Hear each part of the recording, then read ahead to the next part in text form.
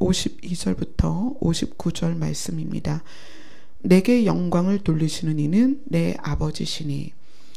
오늘 본문은 지난 주일 말씀과 그 다음 바로 어제 그저께의 금요 기도의 말씀을 쭉 이어서 함께 듣고 생각하면 더 은혜가 되실 거예요. 자, 지난주 우리가 뭘 다루었죠? 말씀 제목 혹시 기억나세요? 예수님이 물어보시죠. 너는 나를 누구라 하느냐? 예수님이 그렇게 물으셨어요. 자, 그런데 오늘 본문에는 봅시다. 53절에 유대인들이 예수님께 이렇게 묻습니다. 너는 너를 누구라 하느냐? 지난주에는 예수님이 우리에게 물으십니다. 너는 나를 누구라 하느냐? 근데 오늘 본문 안에 유대인들이 예수님께 질문합니다. 너는 너를 누구라 하느냐? 자, 그럼 이 질문에 예수님이 자기의 정체성을 밝히셔야 되죠. 그 대답이 이제 54절, 55절, 56절에 나오는데 이것을 설명하기 위해서는 요 9절 갖고만은 되지 않아요. 그래서 요한복음 7장을 한번 볼게요. 한 장 넘기셔서 예수님이 자기의 정체성을 지금 요 근간에 유대인이 예수님에게 너는 너를 누구라 하느냐라는 대답을 하시기 위한 근거들을 7장, 8장, 9장에 쭉 나열을 하고 있습니다. 예수님 자기 자신의 정체성. 자, 7장 16절입니다.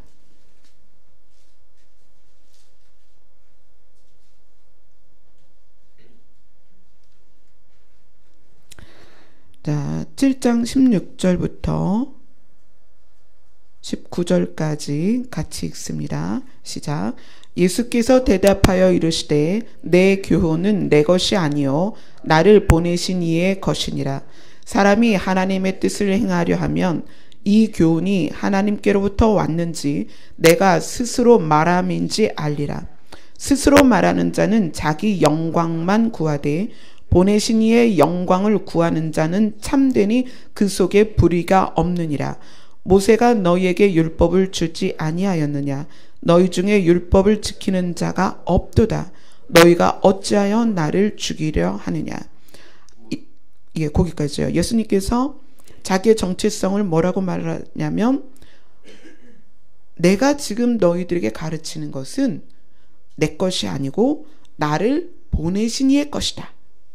나를 보내신 이의 것이다. 그리고 자기 영광을 구하는 것이 아니라 보내신 이의 영광을 구하고 있다. 즉 예수님이 자기 정체성을 이야기합니다. 내가 너희들을 가르치는데 내가 가르치는 것은 나를 보내신 이의 것이다. 그리고 나는 나를 보내신 이의 영광을 구한다. 그러니까 참될 수밖에 없다. 이렇게 얘기하죠. 자, 7장 28절로 갑니다. 28절, 29절 같이 읽습니다. 시작.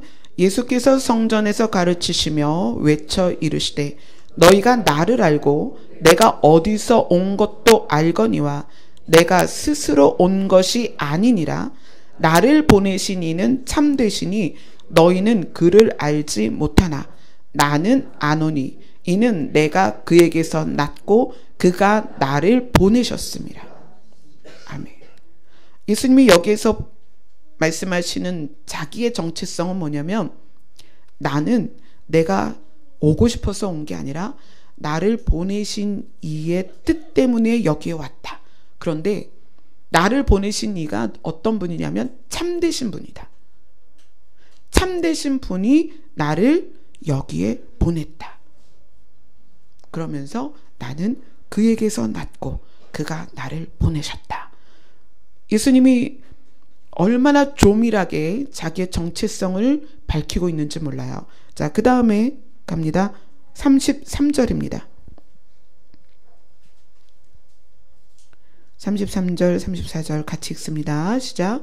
예수께서 이르시되 내가 너희와 함께 조금 더 있다가 나를 보내신 이에게로 돌아가겠노라.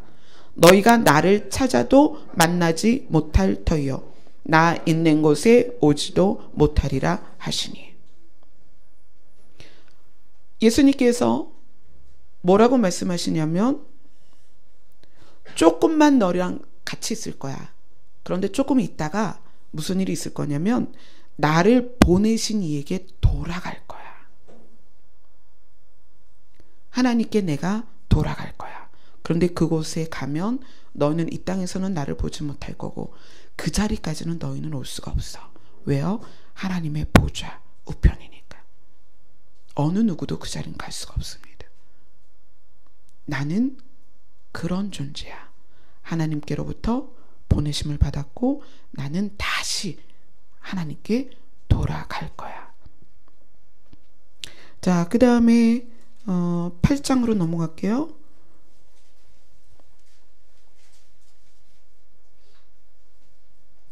8장 16절, 17절, 18절입니다. 여기서는 예수님께서 자기 자신을 어떻게 말씀하셨을까요? 같이 읽겠습니다. 시작. 만일 내가 판단하여도 내 판단이 참되니 이는 내가 혼자 있는 것이 아니요 나를 보내신 이가 나와 함께 계심이라.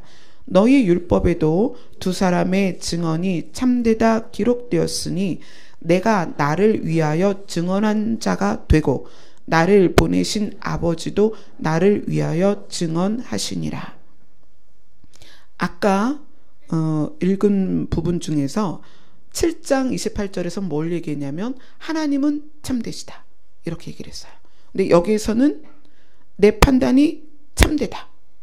왜냐하면 나를 보내신 이가 나와 함께 계셔서 그분이 가르치시는 걸 내가 너희에게 전하고 그분이 가르치신 대로 내가 판단하기 때문에 내 판단이 참되다라고 자기 정체성을 이야기하시는 거예요. 근데 이 말씀을 왜 하셨냐면 8장 12절에 보면 예수님이 뭐라고 얘기하시냐면 나는 세상의 빛이다. 나를 따르는 자는 어둠에 다니지 아니하고 생명의 빛을 받을 것이다. 이것을 이야기를 하세요. 그러면서 이렇게 이야기하는 것이 참되다. 내가 나를 빛이라고 규정하는 것이 참되다. 왜 참되냐? 하나님께서 나를 보내셨고 그 하나님께서 나와 함께 하시고 내가 생각하고 내가 말하는 것 같지만 그게 아니라 하나님이 나에게 알려주신 것을 내가 너희에게 전하기 때문에 참되신 하나님이 나와 함께 하시기 때문에 내가 너희들에게 이야기하는 것이 참되다 라고 이야기를 하시는 거예요. 예수님 너무 멋진 분이세요. 자기 자신을 우리에게 이렇게 알려주고 계세요. 내가 누구냐? 아버지께서 보낸 자다. 자, 그 말씀 다음에 8장 29절 한번 볼까요? 26절 읽고 29절 읽고 이렇게 하겠습니다. 시작. 내가 너희에게 대하여 말하고 판단할 것이 많으나 나를 보내신 이가 참되심에 내가 그에게 들은 그것을 세상에 말하노라. 나를 보내신 이가 29절입니다. 시작. 나를 보내신 이가 나와 함께 하시도다. 나는 항상 그가 기뻐하시는 일을 행함으로 나를 혼자 두지 아니하셨느니라. 예수님께서 사역을 감당하시면서 물론 힘들고 어려운 일들이 많이 있으셨지만 기쁘게 그 일을 감당한 것이 하나님께서 기뻐하셨어요. 예수님이 감당하시는 모든 일들을 기뻐하셨어요. 그래서 예수님도 그걸 기쁘게 감당을 하셨습니다. 그러면서 중요한 말씀하시죠. 그가 기뻐하시는 일을 하기 때문에 어떻게 한다? 그가 나를 혼자 두지 아니하신다. 여러분, 우리 그렇지 않아요? 주님이, 하나님이 항상 우리와 함께 하시기를 원하잖아요. 근데 예수님이 그렇게 얘기하시는 거예요. 그가 기뻐하시는 일을 내가 하기 때문에 그가 나와 함께 하신다. 그래서 저는 이 구절을 읽으면서 주님이 나와 함께 하시기를 원하는데, 소원하는데, 그렇다면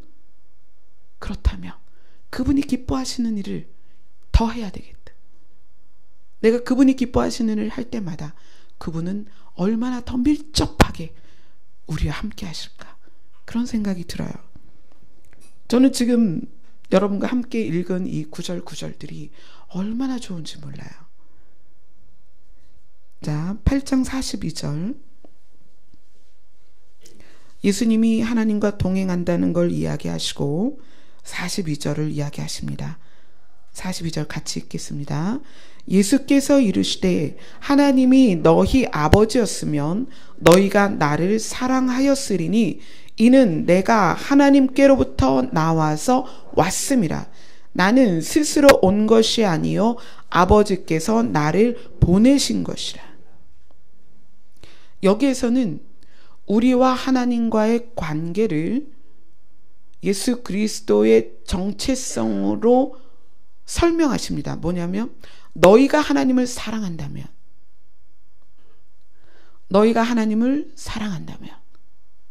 여러분, 사랑이 뭐죠? 사랑을 하면 그 사람을 알아가게 돼 있어요. 사랑하면 그 사람이 뭘 좋아하고 뭘 원하고 또 무엇이 필요한지 알아가죠.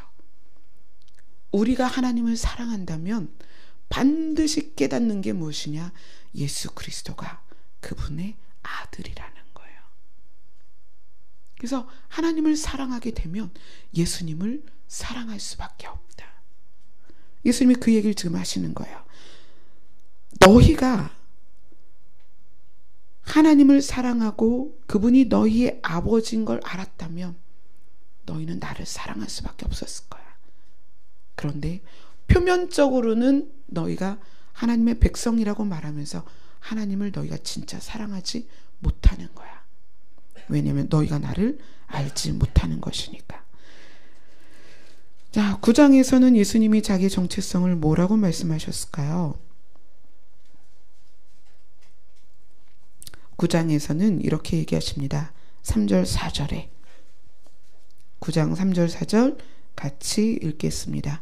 예수께서 대답하시되 이 사람이나 그 부모의 죄로 인한 것이 아니라 그에게서 하나님이 하시는 일을 나타내고자 하심이라. 때가 아직 낮음에 나를 보내신 이의 일을 우리가 하여야 하리라. 밤이 오리니 그때는 아무것도 할 수 없느니라.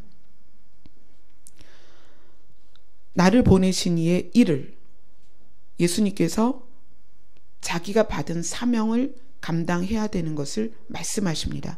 밤이 오면 그 일을 할 수 없다. 마찬가지로 우리도 하나님께로부터 이 세상에 보냄을 받았어요. 그러니까 우리에게도 예수님처럼 각자의 사명이 있어요. 우리가 그것을 할 수 없는 날을 맞닥뜨리게 될 거예요. 그렇기 때문에 우리는 보내신 이의 일을 우리가 해야 합니다. 자, 7장부터 9장까지 쭉 보면서 예수님이 계속 동일하게 말씀하신 게 뭐예요? 나를 보내시니 그분은 하나님이시다. 그래서 나는 그분의 뜻대로 가르치고 그분의 교훈대로 가르치고 그분이 원하시는 일을 감당하고 하나님이 기뻐하시는 것을 감당하고 아버지의 일을 또 계속 감당할 것이다. 이 말씀을 하세요. 자, 그러면 이제 오늘 본문에서 유대인들이 예수님께 그렇게 질문했죠. 너는 너를 누구라 하느냐? 라고 이야기를 했습니다. 우리가 7장, 8장, 9장을 쭉 보면서 예수님 자기 자신이 자기의 정체성을 계속 드러내신 것을 우리가 너는 너를 누구라 하느냐에 예수님이 뭐라고 대답하실지 모르는 상황에서 7장, 8장, 9장에 나와 있는, 흐르고 있는 자기 정체성, 예수님의 정체성에 대해서 이제 봤습니다. 쭉 봤죠. 그러면 예수님은 그렇게 사람들에게 가르치시고 나서 너는 너를 누구라 하느냐라는 유대인들의 질문에 예수님은 무엇이라고 대답을 하셨겠느냐는 거예요. 그것이 54절, 55절, 56절 쭉 나와 있습니다. 같이 읽겠습니다. 54절부터 시작. 예수께서 대답하시되 내가 내게 영광을 돌리면 내 영광이 아무것도 아니거니와 내게 영광을 돌리시는 이는 내 아버지시니 곧 너희가 너희 하나님이라 칭하는 그이시라. 너희는 그를 알지 못하되 나는 아노니 만일 내가 알지 못한다 하면 나도 너희같이 거짓말장이가 되리라. 나는 그를 알고 또 그의 말씀을 지키노라. 너희 조상 아브라함은 나의 때 볼 것을 즐거워하다가 보고 기뻐하느니라. 하였느니라. 예수님이 나는 누구다라고 이야기를 하고 있냐면 나는 하나님의 아들이다 라고 이야기를 하는 거예요. 내게 영광을 주시는 분. 지금 예수님이 많은 사역을 감당하면서 초자연적인 기적들이 일어났고 따르는 유대인들이 그것을 보았습니다. 너무나 많은 사람들이 예수님을 따라다니니까 예수님을 믿지 않는 유대인들이 물어보는 거예요. 넌 도대체 누구냐? 근데 예수님이 뭐라고 얘기하시냐면 이러한 영광, 놀라운 일들이 사람이 할 수 없는 일들이 나에게서 나타나는 이 영광을 주신 분은 내 아버지 하나님이시다. 곧 나는 하나님의 아들이다라는 것을 설명하고 계십니다. 예수님은 자기 자신을 설명하는 데 있어서 영광이라는 단어를 쓰셨습니다. 영광이라는 단어. 오늘 제목이 내게 영광을 돌리시는 이는 내 아버지시니. 하나님은 예수님은 자기 자신을 설명하는 데 있어서 왜 영광이라는 단어를 쓰셨냐는 거예요. 나는 내가 나 자신에게 영광을 돌리는 것이 아니다. 하나님이 내게 영광을 주셨다. 나를 영광스럽게 했다라는 얘기예요. 나를 영광스럽게 하시는 이는 내 아버지시다. 왜 예수님은 자기 자신을 설명하는데 영광이라는 단어를 쓰셨을까요? 자, 오늘 50절을 한번 봅시다. 본문 그 전에 50절 같이 읽습니다. 시작. 나는 내 영광을 구하지 아니하나 구하고 판단하시는 이가 계시니라. 예수님이 50절에서 나는 내 영광을 구하지 않는다. 여기서 또 영광이라는 단어를 쓰셨어요. 이 영광이라는 말을 여러분이 이해하셔야 오늘 예수님이 유대인들에게 너는 너 자신을 누구라 하느냐에 대한 대답을 정확하게 이해할 수 있습니다. 영광을 알지 못하면 예수님이 이렇게 대답하신 것이 전혀 이해가 되지 않아요.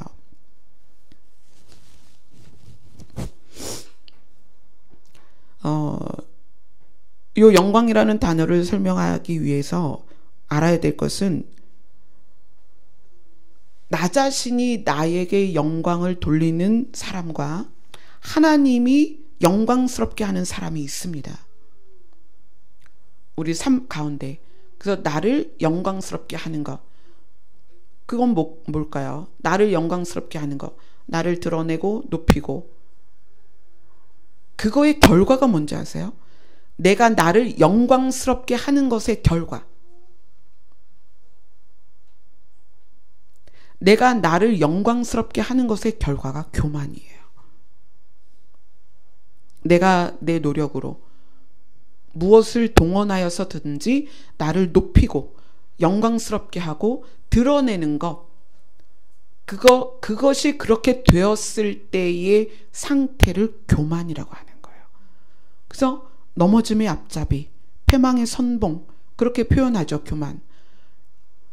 예수님은 자기 자신이 내가 나를 영광스럽게 하는 것이 아니라 하나님이 나를 영광스럽게 하셨다라고 이야기를 하는 거예요.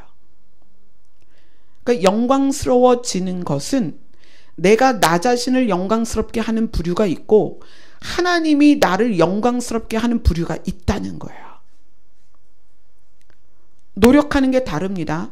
내가 나를 영광스럽게 하는 사람은 무엇을 노력해요? 내가 영광 받도록 무엇인가를 계속 추구하죠. 하나님이 나를 영광스럽게 하는 사람의 특징은 하나님을 기쁘게 해요. 왜 그럴까요? 하나님이 나를 영광스럽게 하시는 주체니까. 그러니까 노력의 방법이 전혀 다르죠. 근데 예수님이 뭐라고 말씀하시냐면 그분이 나에게 영광을 돌리셨다. 그분이 내 아버지다. 아버지께서 나를 영광스럽게 했다. 하나님께서 주시는 영광이 과연 뭘까요? 얼마 전에 충남 아산, 그러니까 천안에서 조금 더 가서 천안을 지나서 신방을 갈 일이 있었습니다. 근데 거기 계시는 분은 많이 아프셨고 오랜 시간 투병을 하신 분이에요. 근데 신기하게 저희가 지하교회에 있을 때 그 근처에 사시면서 저희가 이제 지하교회를 계약할 때 그 자리가 교회였어요. 즐거운 교회라고. 근데 그분은 그 즐거운 교회를 다녔던 분이에요. 그 즐거운 교회가 이사 가고 저희가 그 지하교회로 들어갔는데 그리고 나서 그분은 그 아산으로 이사를 가신 거예요. 그러니까 저하고 만날 일이 없었죠. 교회가 그렇게 바뀌니까. 그런데 많은 시간이 지나서 10년, 11년째 되는 이번에 그 가정에 다른 루트로 연결이 돼서 신방을 가게 됐습니다. 이제 말씀을 준비해야 되잖아요. 하나님, 이분 가정에 가서 어떤 말씀을 나눠야 될까요? 근데 그분이 27년 동안 투병을 하셨는데 내가 그에게 줄 영광이 있다 라는 말씀을 하셨어요. 그에게 특별한 영광이 있다. 저는 이제까지 영광이라는 단어를 성경에서 수없이 보아왔고 영광이라는 단어가 들어간 찬양을 수없이 했는데 영광에 대한 구체적인 개념은 없었어요. 여러분 그냥 영광 그러면 그 떠오르는 이미지가 있죠. 그냥 그 정도였어요. 그런데 그분에게 내가 그에게 줄 영광이 있다. 특별한 영광이다. 그렇게 말씀을 하셔서 주님께 구했어요. 어떤 영광이죠? 저는 그분을 높이는 거 아니면 그분을 어떻게 뭔가 환경을 바꿔주는 거 뭘까? 구체적으로 어떤 걸까? 그렇게 기도를 했는데 하나님께서 영광에 대해서 설명을 해주시는 거예요. 영광은 그에게서 내가 드러나는 것이다. 아멘. 너무 놀랍지 않아요? 그에게서 내가 드러나는 것이다. 그 영광이라는 것이 조명되고 나니까 모든 성경에서 찬양에서 성경 구절구절에서 그 영광이라는 단어가 깨달아지기 시작하는 거예요. 오늘 예수님이 그렇게 말씀하십니다. 내게 영광을 돌리시는 이는, 나를 영광스럽게 하시는 이는 내 아버지시다. 그 말의 의미가 뭐냐면 예수님에게서 하나님이 나타나신다는 거예요. 예수님에게서 하나님이 보여진다는 거예요. 예수님에게서 하나님을 알게 된다는 거예요. 그럼 우리에게 영광이 무엇일까요? 우리의 삶 가운데서 하나님이 드러나는 것이 영광입니다. 아멘. 너무 가슴이 벅찬 거예요. 영광이라는 단어가 조명되고 나니까 성경을 읽으면서 찬양을 하면서 영광이라는 것이 드러날 때마다 그 영광이라는 단어로서 하나님이 얼마나 역사하고 싶으신지, 우리의 삶 가운데서 얼마나 역사하고 싶으신지, 그분 자신이 얼마나 드러나고 싶으신지, 그분 자신이 그 영광이라는 단어를 통해서 얼마나 자기 자신을 보여주고 싶어 하시는지. 그래서 그분 가정에 가서 예배를 드리고 말씀을 나누고 하나님께서 집사님을 통하여 드러나실 것입니다. 그것이 영광입니다. 그러니까 예수님께서 자기의 정체성을 이야기하면서 영광이라는 단어를 쓰실 수밖에 없는 거예요. 나는 나 자신이 하나님인 것을 드러내는 것이 아니다. 나를 보내신 이가 있는데 그분은 참되신 분이야. 나는 그분이 기뻐하시는 일을 한다. 그래서 그분이 나와 함께 계셔. 그분이 나의 아버지야. 그분이 나를 영광스럽게 하신다. 그 말 안에 나에게서 여호와 하나님이 드러난다는 거예요. 자, 그러면 우리는 이 말씀에 대하여 우리에게 어떻게 적용이 돼야 될까요? 자, 에베소서로 갑니다. 에베소서 5장입니다.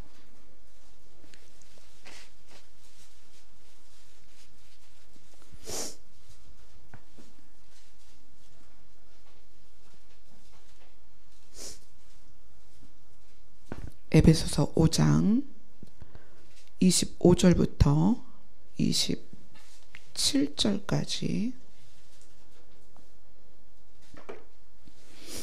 같이 읽겠습니다. 시작. 남편들아, 아내 사랑하기를 그리스도께서 교회를 사랑하시고 그 교회를 위하여 자기 자신을 주심같이 하라. 이는 곧 물로 씻어 말씀으로 깨끗하게 하사 거룩하게 하시고 자기 앞에 영광스러운 교회로 세우사 티나 주름 잡힌 것이나 이런 것들이 없이 거룩하고 흠이 없게 하려 하심이라. 자, 그 다음에 32절입니다. 31절 32절 같이 읽습니다. 시작. 그러므로 사람이 부모를 떠나 그의 아내와 합하여 그 둘이 한 육체가 될지니 이 비밀이 크도다. 나는 그리스도와 교회에 대하여 말하노라. 제가 금요일 날 말씀을 여러분과 어떤 걸 나눴냐면 하나님께서는 하나님 자신과 우리와의 관계를 지속적으로 부부의 관계로 설명을 했다. 이렇게 말씀을 드렸어요. 오늘 에베소서 이 말씀도 마찬가지입니다. 부부의 이야기를 하면서 그 핵심이 뭐다? 이 비밀이 너무나 크도다. 나는, 바울이 말하는 거죠. 나는 그리스도와 교회에 대해서 말하고 있다. 그러면서 예수님과 교회와의 관계, 그리스도께서 교회를 사랑하시고 그 교회를 위하여 자신을 주셨다. 물과 피를 다 쏟아서 우리를 씻으셨고 깨끗하게 하셨고 거룩하게 하셨고 그래서 자기 앞에 예수 그리스도 앞에 영광스러운 교회로 세우셨다. 티나 주름 잡힌 것이나 이런 것이 없도록 어떻게 거룩하고 흠이 없게. 그것이 예수 그리스도와 우리와의 관계입니다. 그런데 그 관계 안에서 우리를 뭐라고 말씀하시는가? 영광스러운 교회다. 여러분 각자는 영광스러운 교회입니다. 하나님께서 예수 그리스도를 영광스럽게 만드신 것처럼 우리가 누구냐면 영광스러운 교회라는 거예요. 자, 그러면 영광이 뭐라고 그랬죠? 하나님 자기 자신이 드러나는 것. 그럼 영광스러운 교회는 무엇입니까? 우리 자신이, 우리 공동체가 어떤 교회여야 하느냐? 하나님이 드러나는 교회, 하나님이 드러나는 공동체, 나 자신이 하나님이 드러나는 성전이 되어야만 영광스러운 교회라는 거예요. 우리 각자는 교회입니다. 각자는 성전이에요. 각 사람이 가정에 있든지 교회에 있든지 직장에 있든지 영광스러운 교회여야 하는데 어떤 것이 영광스러운 교회인가? 여러분 각자의 이름이 아니라 예수 그리스도가 증거돼야 되고요. 우리가 가는 곳마다 나 자신에서 하나님이 드러나야 됩니다. 그것이 영광스러운 교회입니다. 그리고 영광스러운 교회의 특징을 거룩함이라고 표현합니다. 우리 금요일날 거룩함에 대해서 나눴습니다. 거룩이 무엇이다? 하나님께로 돌아가는 것이다. 말씀의 퍼즐이 맞춰지지 않습니까? 우리가 거룩하게 되는 것은 하나님께 돌아가는 것입니다. 우리가 하나님께 돌아가서 그분 앞에 머물면서 그분의 빛으로 물들고 그분의 말씀으로 물들었을 때 우리가 어느 자리에 있든지 우리에게는 하나님이 증거되고 하나님이 드러날 것입니다. 그러면 우리는 어떤 사람이다? 영광스러운 교회입니다. 아멘.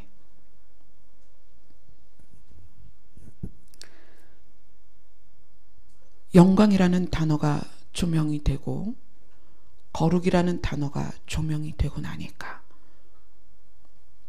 우리가 방법적인 것과 결과적인 것이 다 깨달아지는 거예요. 우리가 거룩하기 위해서 하나님께로 지속적으로 나가는 것입니다. 제가 손톱에 매니큐어를 발랐어요. 왜 그러냐면 손톱이 잘 깨져요. 이게 뭐라 그러죠? 부서진다 그러나요? 그러니까 잘 그래서 저희 시어머니도 늘 매니큐어를 바르셨는데 저는 왜 그런가 그랬어요. 근데 손톱이 부서진다 그래서 그때는 이해를 못했는데 저도 이제 손톱이 자꾸 부서져요. 그래서 매니큐어를 발랐습니다. 근데 이제 만약에 이유를 이제 모르고 본다면 저 무슨 전도사가 매니큐어를 바르고 다니냐 그럴 수 있죠. 여러분은 안 그러죠. 여러분은 저를 사랑하시니까 제가 뭘 해도 예쁘다고 하시니까 거룩은 무엇을 하고 무엇을 어떻게 안 하고가 아니에요. 어떤 사람들은 거룩을 위해서 이렇게 해야 된다. 뭘 해야 된다. 뭐 여자들은 머리를 어떻게 하고 남자들은 어떻게 하고 옷은 어떻게 입고. 거룩은 그게 아닙니다. 거룩은 하나님 앞에 머무는 거예요. 늘 그분께 집중되어 있는 것입니다. 다른 것으로 분산되는 것이 아니라 그분께 집중되어 있는 거예요. 늘 그분 앞에 있는 거고 그분 안에 있는 거고 예수님께서 말씀하신 것처럼 내가 그분이 기뻐하시는 일을 하니까 그분이 나와 늘 함께 하셨다라고 이야기하잖아요. 그거예요. 그것이 거룩입니다. 내가 그분을 깊이 사랑하다 보니까 늘 그분과 함께 있는 거예요. 그분이 기뻐하시는 일을 하는 거예요. 그런데 우리가 그분이 기뻐하시는 일을 하니까 하나님께서 우리를 안 떠나세요. 예수님이 말씀하신 것처럼 그분이 나와 늘 함께 계셨다. 그분이 나와 함께 계시는 거예요. 그것이 거룩입니다. 그러다 보니까 세상이 기뻐하는 일이 아니라 하나님이 기뻐하는 일을 할 수밖에 없는 거예요. 그것이 거룩입니다. 그런데 영광이 드러나는 거예요. 하나님께서 우리를 영광스럽게 해주시는 거예요. 어떻게? 우리의 삶 가운데, 말 가운데, 행동 가운데, 우리의 공동체 가운데 하나님을 자꾸 드러내시는 거예요. 우리의 영광은 하나님이 드러나는 것입니다. 근데 굉장히 중요한 게 있어요. 우리가 영적인 사람을 막 찾아다니잖아요. 기도받고 싶고 뭐 안수받고 싶고 분별받고 싶고 이래서 영적인 사람을 찾아다니는데 이 영광과 거룩을 이해하면 영적인 사람이 누구인지를 압니다. 진짜 영적인 사람은 하나님의 기능이 나타나지 않고요. 하나님의 본질이 나타납니다. 하나님이 영광스럽게 만드는 사람, 하나님이 영광스럽게 쓰시는 사람은 하나님의 기능이 아니라 하나님의 본질이 나타납니다. 하나님의 본질이 무엇입니까? 거룩함이고 아름다움이에요. 겸손함입니다. 우리는 병 고치고 예언하고 통변하고 이제 여러 가지 쓰러짐의 역사라든가 막 이런 것들을 막 찾아다녀요. 거기에 가면 하나님을 만날 것 같이 생각합니다. 그런데 기능에 대하여는 사단도 할 수 있다라고 성경이 이야기를 해요. 그들이 광명한 천사로 변장할 수 있다. 빛이 나는 천사, 뭐예요? 드러나는 거잖아요. 그런데 사단은 하나님의 본질은 절대 흉내낼 수 없습니다. 그래서 여러분들이 영적인 사람, 영적인 공동체를 찾는다면 하나님의 본질이 드러나는 곳을 찾아야 합니다. 여러분이 영적인 것을 추구한다면 하나님의 기능이 아니라 하나님의 본질이 나타나야 되는 거예요. 내가 영적인 사람이가 내가 기도를 몇 시간 하고 방언 통변을 하고 무슨 은사를 받고 내가 능력이 있어서 누구 병을 고치고 내가 능력이 있어서 무엇을 행하고 그게 아니라는 거예요. 진짜 영적인 사람은 하나님의 본질이 드러납니다. 하나님께서 영광스럽게 하는 사람은 그 안에 겸손이 있고요. 아름다워요. 눈이 어떻게 생겼고 코가 어떻게 생겼고 사람마다 다 타고나는 외모가 있습니다. 그것에 의하여 아름다움이 아니에요. 하나님의 본질적인 아름다움이 그에게서 드러나게 돼 있어요. 그리고 우리가 예수님을 아름다운 예수라고 표현하잖아요. 예수님이 잘생겨서 그럴까요? 아니요. 그분에게 하나님의 본질이 드러나기 때문에 그런 거예요. 그런데 오늘 우리의 정체성을 영광스러운 교회라고 이야기합니다. 영광스러운 교회는 하나님의 본질이 드러나는 교회입니다. 아멘. 여러분 자신이 영광스러운 교회가 된다면 여러분 자신에게서 하나님의 본질이 드러나야 돼요. 하나님의 아름다우심, 완전한 아름다우심, 사랑, 겸손, 그런 하나님이 가지고 계시는 본질이 드러나야 합니다. 영광과 거룩함, 이것에 대해서 여러분들이 좀 더 깊이 묵상하셨으면 좋겠어요. 그래서 우리가 어떤 상황에서도 하나님께 나아가고 우리가 그렇게 하나님께 나아갔을 때 하나님께서 우리를 영광스럽게 하시는데 그 영광스럽게 하는 것이 우리에게 하나님의 본질이 드러나는 것. 그래서 사람과 사람을 대면할 때 공동체 안에서 생활할 때 무엇이 드러나야 된다? 하나님의 본질이 드러나야 된다. 그것이 영광스러운 교회다. 오늘 말씀 제목처럼 내게 영광을 돌리시는 이는 내 아버지시니 나를 영광스럽게 하는 분은 내 아버지시니 예수 그리스도에게서는 무엇이 증거가 되는가? 하나님 자신이 드러났습니다. 아멘. 여러분이 어디에서 생활을 하시든지 여러분에게서 하나님 자신이 드러나는 그런 교회가 되시기를 소망합니다. 아멘. 기도하겠습니다.